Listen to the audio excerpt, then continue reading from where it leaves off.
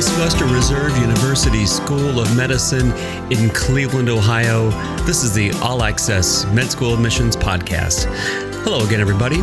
I'm your host, Christian Essman, and I'm the Senior Director of Admissions and Financial Aid here at our med school. I am coming to you today from the All Access Studio, otherwise known as our living room. So I feel really fortunate and I'm really excited to be able to bring you another conversation with some people from the AAMC. And today we're going to hear from a couple members from the MCAT team.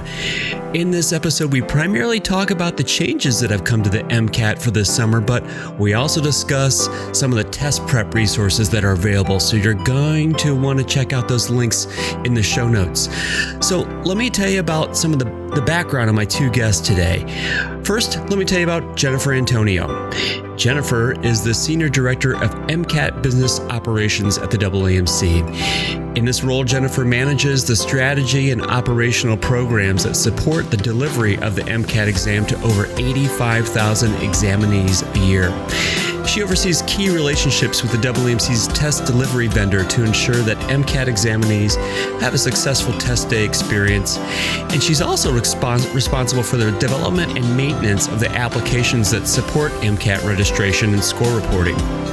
Jennifer has more than 16 years of experience in the healthcare industry, and prior to joining the AAMC, she held various leadership positions in operations, business development, and client success at a firm that provides best practices, research, technology, and consulting services to hospitals.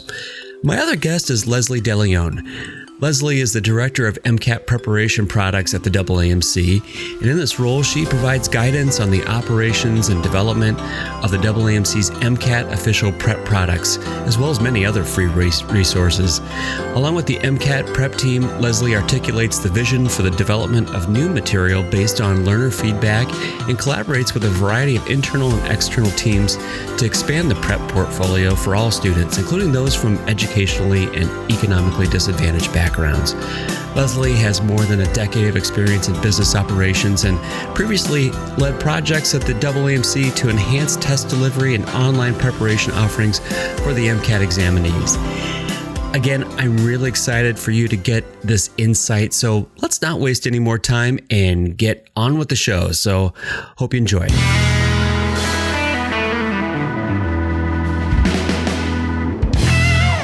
I am absolutely thrilled to be joined today by two people from the MCAT team. Let me quickly introduce the two voices from whom you're going to be hearing from today. First is Jennifer Antonio, who is the Senior Director of the MCAT. Jennifer, welcome and thank you so much for joining me today. Hi, Christian. Thank you so much for having us. It's a pleasure. Yeah. And the other voice you're going to be hearing today is that of Leslie DeLeon, who's the Director of the MCAT Prep team. Leslie, welcome and thank you for doing this with me today. Thank you for having us on. Yeah, this is going to be great. As listeners heard in the last episode, we talked a lot about the changes that have been taking place at the AAMC and AMCAS. Another area of the AAMC that has experienced a lot of changes in a short amount of time has been at the MCAT, right? So I thought that it would be interesting and helpful to hear from the MCAT team about some of the common questions they're getting into the Student Contact Center and on Twitter. So thankfully, we're able to have Jennifer and Leslie with us today. I know our time is kind of limited, so I have about 10 questions for you two. So let's just kind of get after it. Jennifer, I think we'll start with you. We know that the AAMC has been making a lot of changes to the MCAT program to help students test during the COVID-19 pandemic and preserve this 2021 application cycle for applicants and for med schools. So can you kind of step us through what have been some of those changes? Yeah, absolutely. And though before I dive in there, Christian, if it's okay, just want to say a couple quick things that just first for everyone listening that I hope everyone is staying safe and well during the pandemic. And I also want to acknowledge that applying to medical school this year presents some very unusual and difficult challenges. The cancellation of our MCAT exams, for sure, is just one of those. And yet, despite the challenges, it's just so wonderful to see so many students interested in a career in medicine at a time when there's such a tremendous need during a global pandemic. And I just want to emphasize that everyone at the AAMC is committed to supporting students through this unprecedented time. Mm-hmm. So with that, though, let me talk about the MCAT changes underway, but there are quite a few. And so I will go through them, and I'm happy to answer additional questions here. But we considered several different options when thinking about the changes to the MCAT program. And our focus was really on a solution that would provide both exam integrity as well as safety and flexibility for our examinees. And the plan that we came up with is one where we continue in-person testing, and it includes social distancing measures. It also allows for increased capacity and flexibility for examinees to reschedule their exams should the health conditions evolve in their area. I want to emphasize on the capacity part that the plan adds sufficient capacity to replace the canceled MCAT exams that we had earlier this spring, and also that it provides capacity for the potential of future site closures in response to health and safety advisory changes. At the very highest level, there are 5 parts to our plan. The first is that we've shortened the test to be 5 hours and 45 minutes. The second is that we're administering the exam on 3 times a day at all of our test centers and all of our testing dates.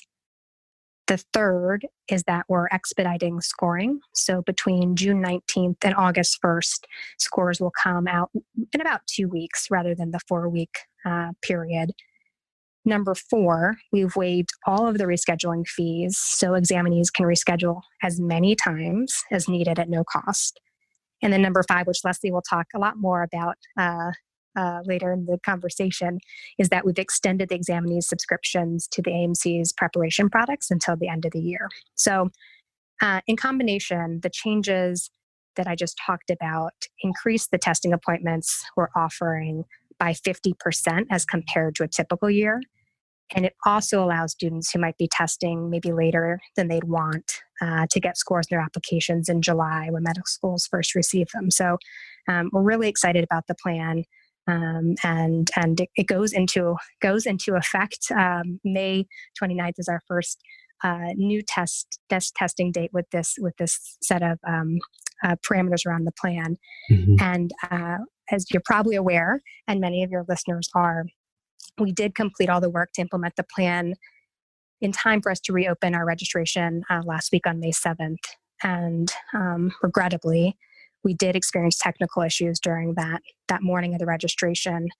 And while we anticipated and prepared for additional traffic, I will say we definitely knew there'd be a lot of people, but we did not anticipate that in the first 2 minutes, we had more traffic in our site than we normally experience on an entire typical MCAT registration opening day.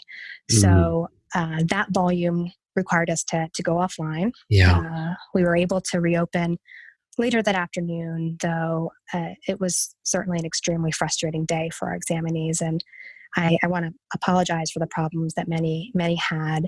And I want to make sure folks know that we've learned a lot from that experience, and we're going to take those lessons forward with us in future registration openings. Yeah, I mean, I know I was kind of following that on Twitter and things, and I know that this was not something you wanted to have happen. No, I could feel the students' frustration. I knew that it was all hands on deck back at the AAMC, and you guys were doing everything you can to because you didn't want that to happen. You were trying to get things to figure it out to get it back online. I mean, I thought I read somewhere that you registered like 66,000 people, right?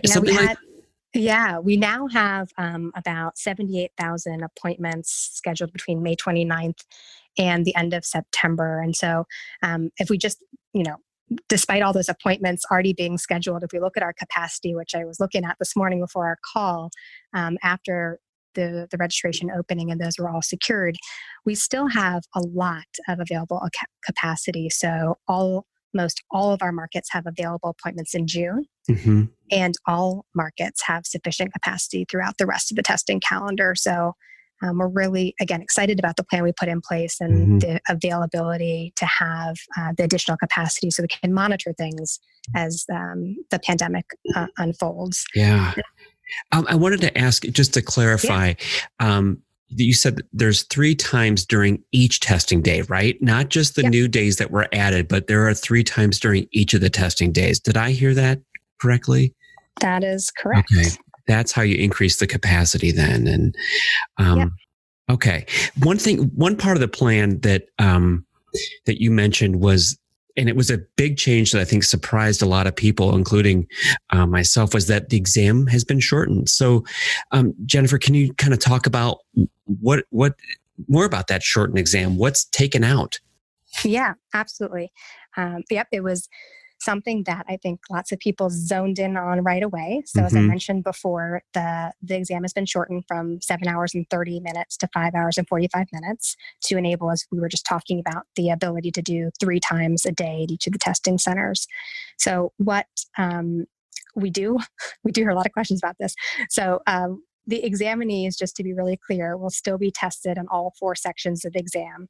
And they're going to be responsible for demonstrating the same knowledge and skills at the same level of difficulty as the full-length exam. The number of scored questions remains the same. Okay. And to your point on kind of what comes out, other elements of the exam have been reduced or removed to shorten the seat time. So things like the end-of-day survey, the tutorial. So that helps us get to the shortened timeline for the exam. Okay. I did want to say one thing about the tutorial, though, just because it is so important, that we do offer a free online tutorial to help students get familiar with the exam's functionality. And we've got a link for that on our website. So I want to make sure that that I reference that. Yeah, I was just going to ask if that was going to be made available then. So I think we're going to talk a lot about resources here today. So I'll put a link to that in the show notes so that if you want to go and look at that tutorial now. But I'm glad that you said that you put that there ahead of time so people can watch it a few times before they and I'll actually sit down. Jump in here a little bit. So the tutorial is actually available through the MCAT Official Prep Hub. Okay. And we can send you instructions. Yeah. On how to access that later. Yeah, I'm jotting that down. We'll get that. Another thing, because the shortened exam, I saw some people on some of the infamous websites like Student Doctor and Reddit coming up with new scoring strategies because the time's been shortened. But Jennifer, you clarified that it's still the same number of questions. It's still the same 4 sections, correct? Correct. Okay. And so the same amount of time per question as our full-length exam. All right. So if you're practicing for the MCAT, keep the same time frames that you've been practicing. That's not been shortened or changed at all. Asking a lot of questions about the scoring with the shortened exam, like how has that changed? I mean, so we're keeping all this stuff the same. Any other thoughts about that, or anything else you wanted to share about that, about the shortened exam? The only other thing I might say, and just curious for your perspective on this too, but we have been working really closely with admissions officers since the start of the pandemic to ensure that they have all the information they need to know about our changes to the exam, but also in particular just the changes as it relates to the shortened exam, and as we talked about, really no changes to the score. So that's the thing. I just want to make sure that students know that we've been really active in talking with the admissions community about all of these changes, but in particular related to the shortened exam and the scoring piece. Yeah, I mean, I can say that from an admissions end, we have calls, and there's usually a meeting now once a week or every couple weeks with the Committee on Admissions to get information out there, and AAMC representatives are on those calls, so that it's a huge admissions community that are talking about these things. And so we're aware of them.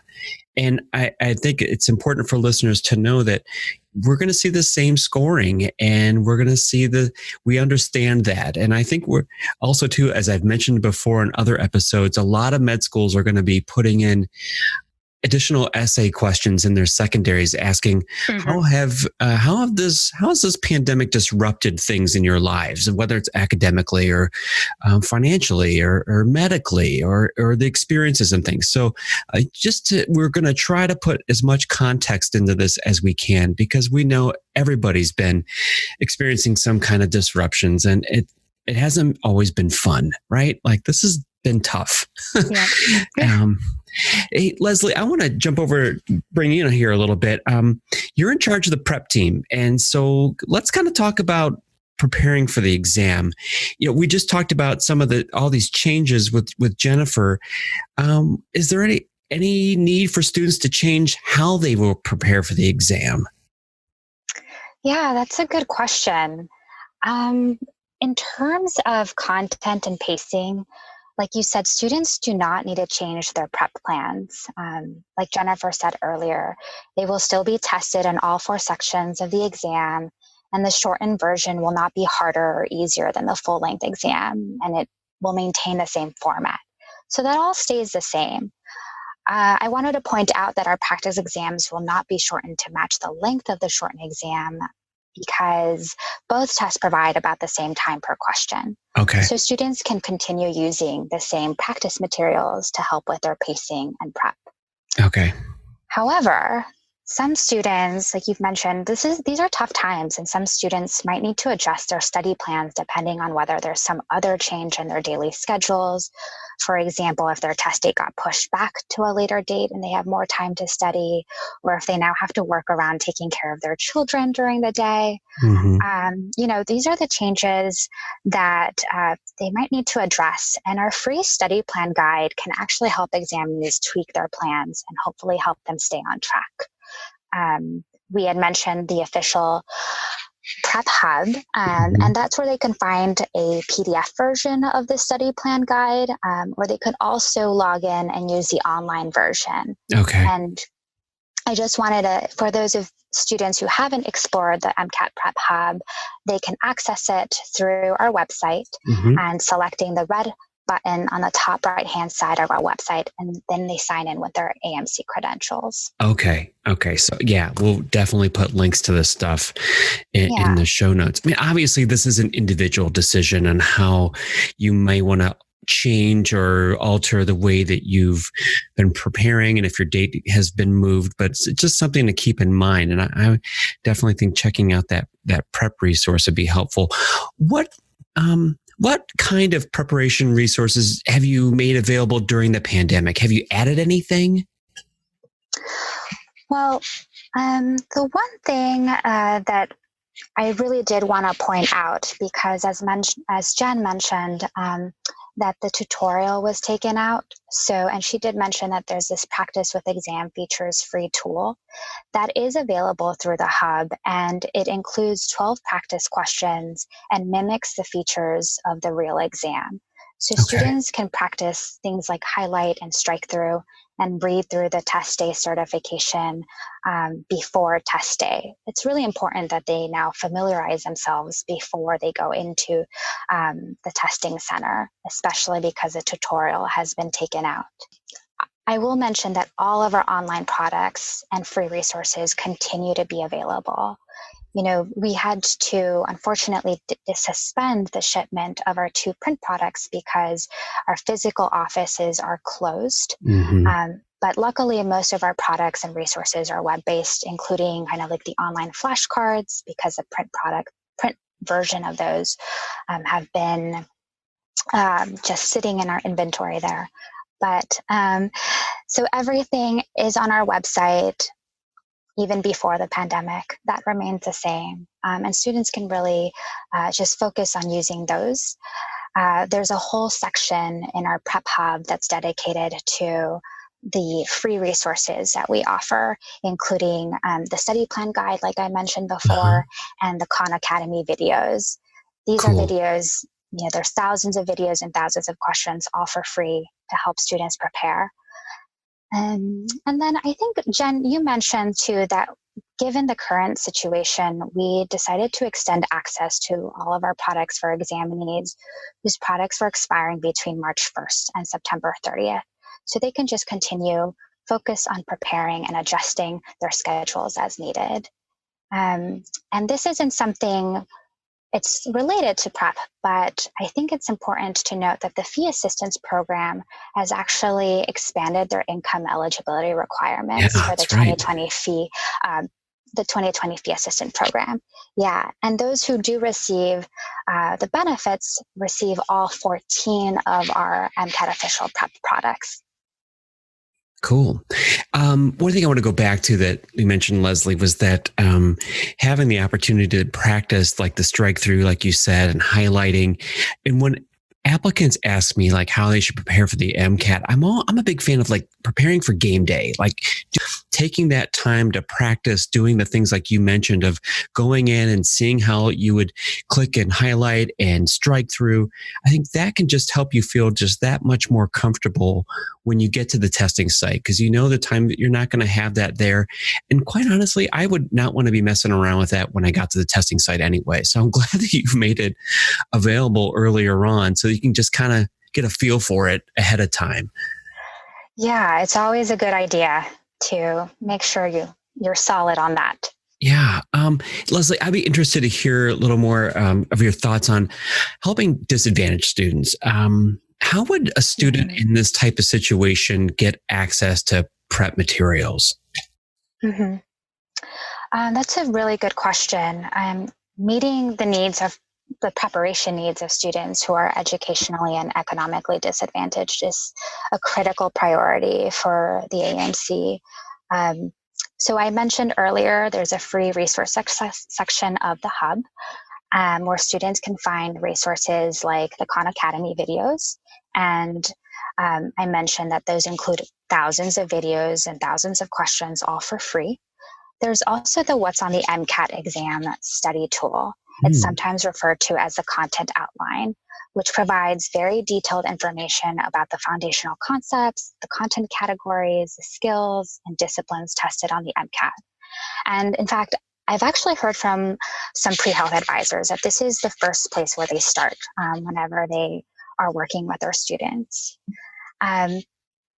We're also trying to include open source textbooks and resources in our roadmaps to the MCAT content outlines. Okay. And then in October of this year, so for the next testing cycle, the sample test will become a free product. Oh, cool. Yeah, we are also, again, I wanted to mention that the fee assistant program, it has expanded their eligibility requirements. So I would encourage students to explore the website and the details and either apply or reapply. Because all of those students, both the US and Canadian students, receive all 14 online preparation products for free.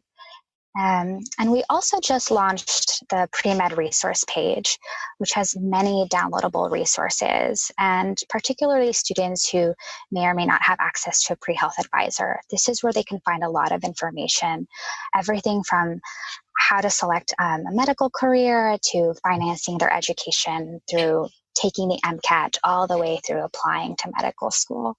Mm-hmm. I mean, I know that the AAMC redid their website. I think it's within the last year. I really like it. I really like how it's turned out. And I go on there all the time, finding resources myself and then sharing them out with people. And so I'm hoping that, I know we're kind of focusing right now on listeners that are about to take the MCAT or getting ready to take it sometime this summer. But I hope that people that are listening, that maybe this MCAT's down the road for them, maybe next year, that they're hearing where these resources are, because there's a lot of stuff out there that's available. And I just know sometimes students are just overwhelmed or just don't know where to look.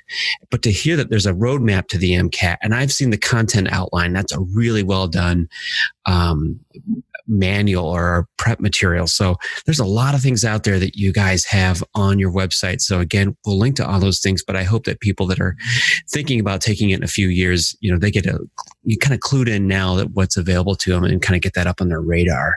Yeah. And, we've actually have heard that, students get overwhelmed. There's so much information being thrown at them. And that's why we really try to put everything through the Hub in that one section.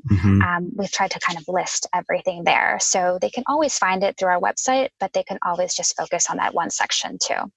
Hey, Leslie, I have a burning question for you. Sure. It's about the CARS section, that critical analysis and reasoning section. This one seems to generate a lot of questions. What would you recommend are some of the best practices for preparing for this section of the test? Oh yeah, that is a good question, and we get that one a lot, from everyone, from English language learners to just all of our examinees. And my advice is to start with the CARS section of the what's on the MCAT exam tool. Okay.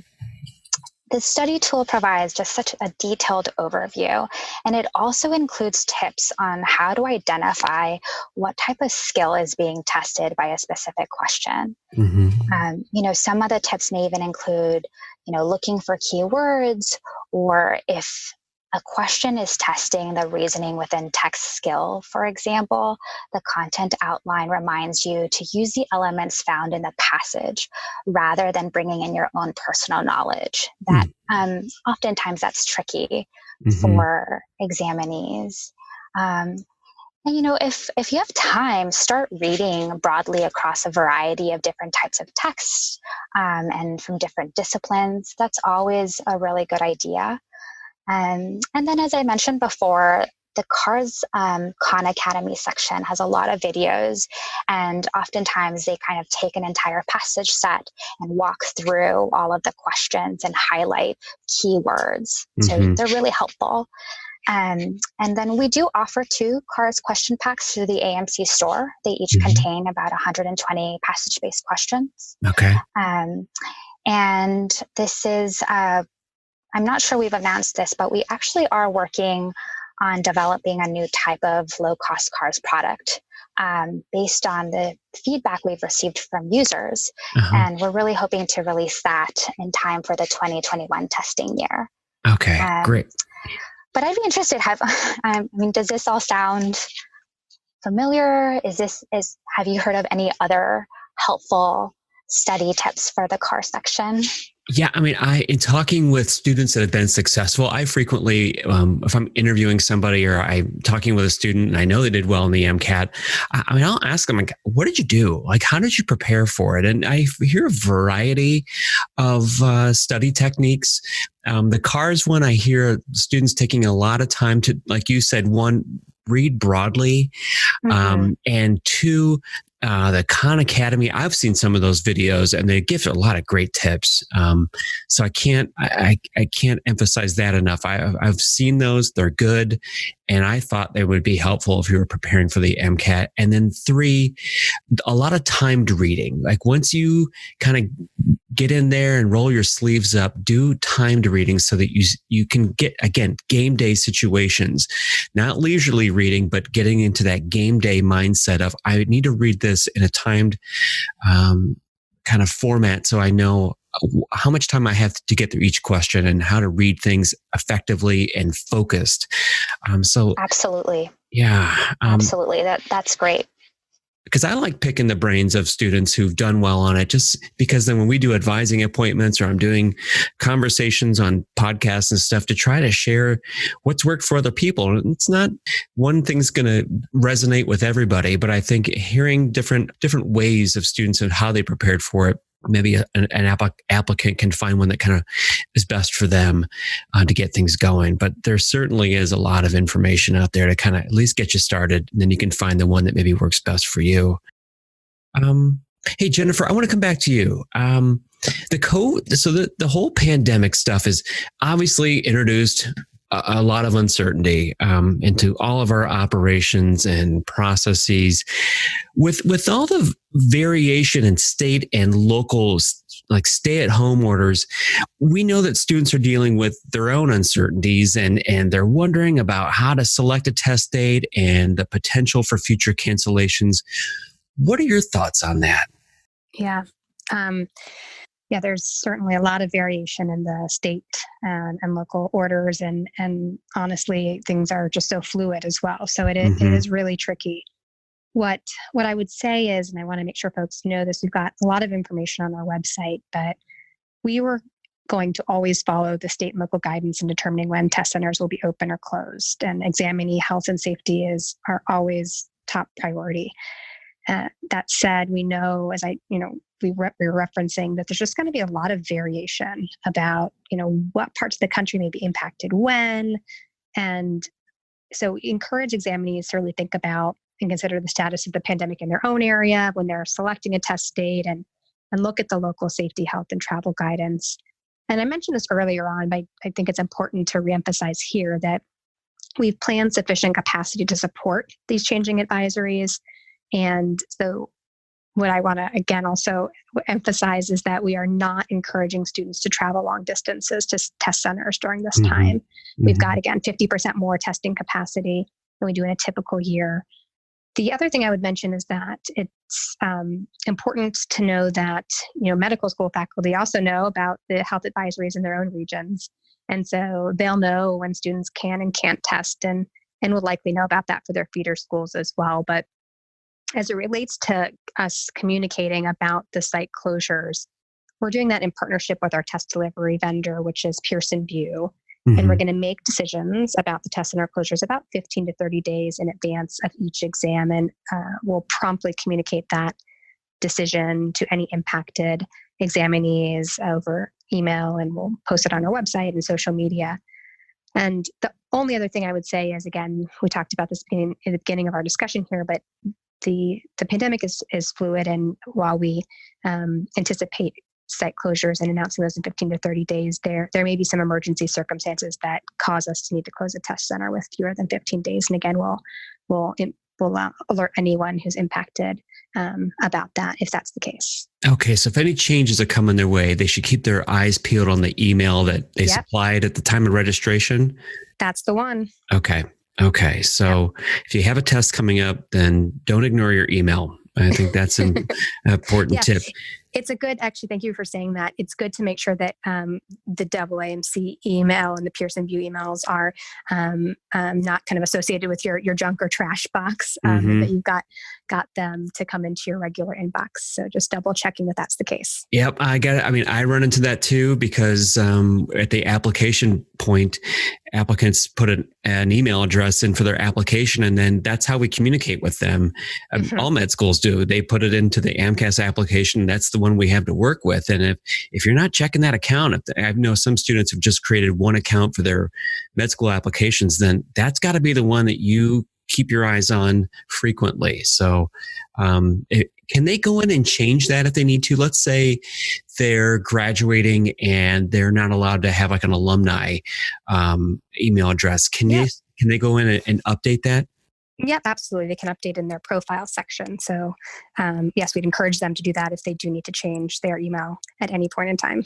All right.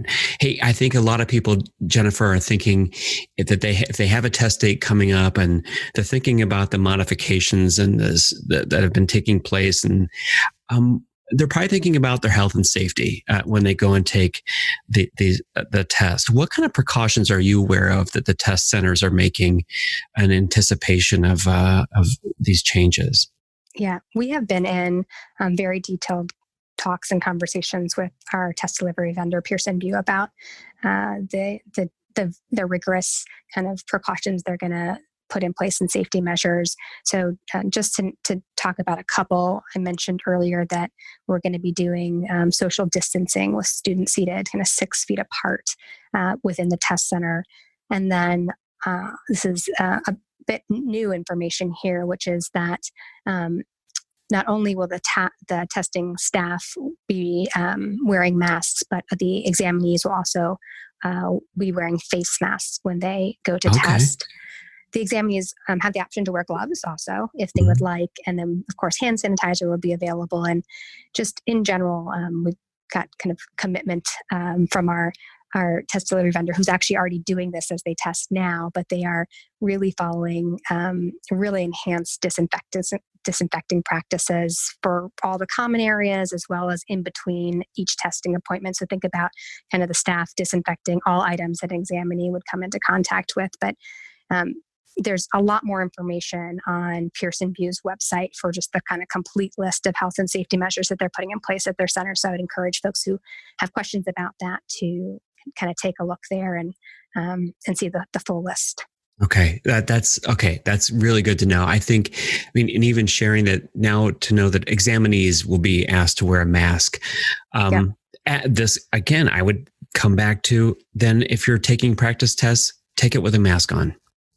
I know it sounds kind of crazy, but again, practicing the way that you will perform that day, take it with a mask on. And just so you get used to that feel of what that, and if you decide that you think you want to wear gloves, if you have access to some gloves, wear some gloves. But I just, that way, because I think that students, it's already going in to take the MCAT. I know it creates a lot of anxiety, and because it's a high stakes test. We get it. But if you can do things to mitigate some of that test taking, just game day jitters by saying, I've been wearing a mask for the last 4 practice tests I've taken. Not a big deal. Or I decided I wanted to wear gloves. I can do that now. I've practiced highlighting and striking through stuff. I know how to do that. You're now completely, maybe in a way, taken out some of those unknowns or the new feelings that you'll get when you walk into the testing center. You'll get it. Like, I've been doing this for the last 3 weeks. I think that might help calm you down a little bit. That way you can focus in on the exam itself in front of you and not these other things that you're being asked to do. Yeah, I think that's great advice. I want Leslie and Jennifer to know how grateful I am to have both of you, the time you share with me today. Just so before we wrap up, I just want to ask you if there's anything else that you want students to know. Maybe Leslie, let's bring you back in. Any final messages, Leslie? Yeah, as you were talking, I'm just reflecting how tough these times really are. And I think it's important also that students just give themselves a break, especially when they're preparing. It's okay to build in some of that wiggle room, because there are some days that are just going to feel more challenging than others, depending on, what's going on outside of your prep plan, right? And it's okay to do that and not feel guilty about taking a break. I think that's really important. Good advice. And again, I just would like to emphasize that there are so many free resources out there. So preparation plans don't have to stop because, folks think that they have to spend a lot of money on preparation products. And I think, thank you so much for putting this together. You're welcome. It's been fun. Jennifer, how about you? Yeah. One operational item, I know I talked through a lot of changes about the MCAT testing program at the upfront, and I wanted to make sure that folks know that we do have a website page that is dedicated to outlining all those changes. So if you missed something I talked about earlier today, we'll make sure you've got the link for that. But that's a great resource to go back and reference. And then I think I would just end with some of the kind of sentiments that I shared at the beginning, which is just that the AAMC is really committed to supporting what are going to be a great group of next generation physicians. And we know that this is a disruptive and frustrating time on a number of different levels. And just, again, thanking everyone for their patience and perseverance. And I would encourage you guys to reach out to the MCAT team if you have questions or suggestions. And we're going to continue to provide updates on our website and on Twitter and by email. And so I want to kind of continue the dialogue. Yeah, that's great. I guess I'm going to give a final thought as we were sitting here, I was listening and thinking, these are unprecedented times. And I would say to applicants, if it's not going the way you'd hope, you're dealing with a lot of extra variables right now. You really want to take this test one time and be done with it. But if it's not going the way that you kind of mapped out or planned out, you know what? They're not closing med schools. We're going to be there next year.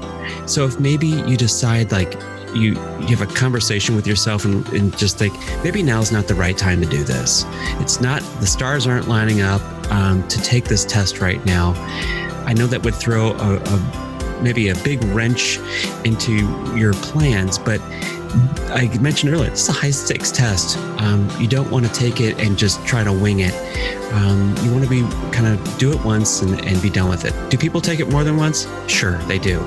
And that's okay. But I just think that I hope people can maybe do a little soul searching as they're trying to weave their way through a lot of this ambiguity that we're all dealing with and make a decision like, should I keep pressing forward and putting myself through this? Or should I maybe pull back and maybe now's not the right time for me to take this test? Because there's a lot that goes into it. Jennifer, Leslie, again, I love being able to bring my listeners all of the voices, the people involved in this process. So I say it all the time, but I think it humanizes and it personalizes all the work that's going on behind the scenes of this application process. So thank you so much again for bringing your voice to the MCAT topic. And I hope that we can do something like this again sometime. Yeah, Christian, it's been a lot of fun. Thank you for having us. We've really enjoyed it, and I would love to continue the dialogue. Oh, that's great. Thanks so much, Christian. We hope students find this helpful. Yeah, I think it's going to impact a lot of people. Yeah. Thank you. Well, hey, I want to see you, hopefully talk to you again sometime. So thank you so much. Take care. Take care. Bye. Bye-bye.